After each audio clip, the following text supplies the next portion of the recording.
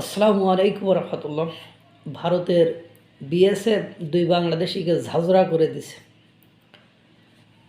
এছাড়াও ভারতের সীমান্তবর্তী আরও কিছু অঞ্চলে গতকালকে অসংখ্য অঘটন ঘটেছে, যেগুলোর জন্য হাই অ্যালার্ট বা স্পর্শকাতর জোনগুলোকে ভারত আরও বেশি সতর্কতা অবলম্বন করছে এবং বাংলাদেশের এই যুবকরা বা বাংলাদেশের লোকজন এটা উপলব্ধি করতে পারছে না যে তাদের প্রতি যে সিম্পিতি বা নমনীয়তা এগুলো আর ভারত দেখাবে না।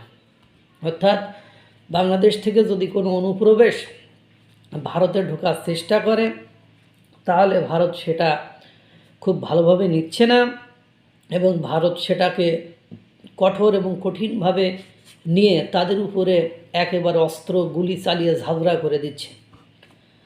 বাংলা এবং বাংলাদেশ সীমান্তে অঘটন ঘটছে। বসিরহাটের কাছে মানে এর নিকট খোজাডাঙ্গা সীমান্তে এই জায়গাটা খুব স্পর্শকাতর একটা স্থান, কেননা দুপাড়ায় অসংখ্য সংখ্যালঘু মানুষ অর্থাৎ ইসলাম ধর্মের লোক ভারতে ওইদিকে যারা মুসলিম আছে তারা ওইদিকে বাস করে, বসিরহাট মালদা এইদিকে। খোজাডাঙ্গা সীমান্তে কালকে হঠাৎ করে 3 জন বাংলাদেশি যুবক ভারতবর্ষে ঢুকতে চান। এদেরকে বিএসএফ বিএসএফ আটকানোর সঙ্গে সঙ্গে তারা বিএসএফকে ইট পাটকেল মাটকেল এগুলো মেরে মারতে শুরু করে, আক্রমণ করে। পরবর্তীতে অবশ্য বিএসএফ তাদেরকে পাকড়াও করেছে, অবশ্য গুলি করিনি সেখানে। মালদায় অনুপ্রবেশকারীকে থামাতে গিয়ে একজন বিএসএফ মারাও যান মাসখানিক আগে, এগুলো আপনারা জানেন। মালদা, মুর্শিদাবাদ, বসিরহাট এই অঞ্চলগুলো অত্যন্ত স্পর্শকাতর অঞ্চল বলে প্রমাণিত হচ্ছে, বাংলা অঞ্চল।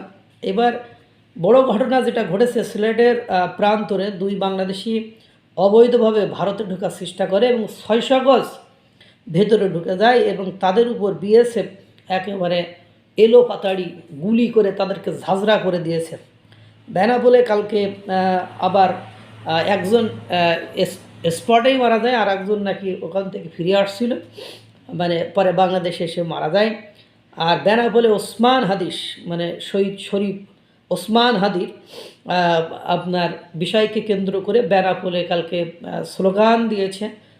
এতে করে বেনাপোল বন্দরেও হাই সিকিউরিটি অ্যালার্ট ঘোষণা করেছে, খুব সতর্কতা অবলম্বন করেছে এবং বিভিন্ন ইস্যুতে ভারত বিভিন্ন মালবাহী ট্রাক আটকে দিচ্ছে, এগুলো আপনারা জানেন। যেমন সুপারি, কোটি কোটি টাকার সুপারি আটকে দিয়েছে, এটা বলার অপেক্ষা রাখে না। এই যে শুরু হয়েছে, এর শেষ কোথায়? কারণ ভারতের মানুষ কিন্তু বাংলাদেশে অবৈধভাবে অনুপ্রবেশ করে না, এটা আপনারা কখনো দেখেছেন কিনা আমি জানি না, হয়তো বা যদি করে থাকে এটা রেয়ার কেস।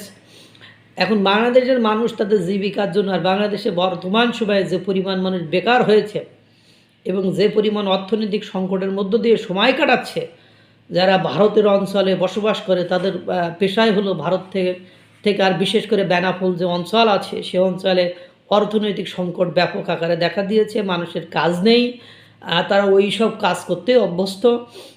এখন এই যে অবস্থা, এই অবস্থায় পেটের দায়ে, সংসার চালানোর দায়ে বা সংসার চালানোর স্বার্থে তারা বিএসএফ গুলি করুক আর না করুক, ওই যে ইট পাথর বালিটালি নিয়ে প্রোটেকশন ওটাকেই ভেবে বা দা কাস্তে ছুরি কোদাল এগুলো নিয়ে আপনারা জানেন আক্রমণ করে। আবার এটাও শুনেছি একজন বিএসএফ নাকি বাংলাদেশে ঢুকে গিয়েছিল, সেটা বিজিবি তাকে আটক করেছে, এটাও একটু দেখলাম। এ হলো অবস্থা, 2 জনের জীবন শেষ হয়ে গেল। এভাবে আর কতদিন চলতে থাকবে? কারণ কূটনৈতিক শক্তি অনুর্বর হলে বা শক্তিশালী না হইলে এই ঘটনা কনস্ট্যান্টলি চলতে থাকবে, এটা বলার অপেক্ষা রাখে না। আমাদের মনে হয় একটা ভালো সিদ্ধান্তে পৌঁছানো উচিত, নতুবা আরও কত লোকের জীবন এভাবে চলে যাবে আল্লাহই ভালো জানে। আল্লাহ তাআলা সকলকে ভালো রাখুক, সুস্থ রাখুক। আসসালামু আলাইকুম ওয়া রাহমাতুল্লাহ।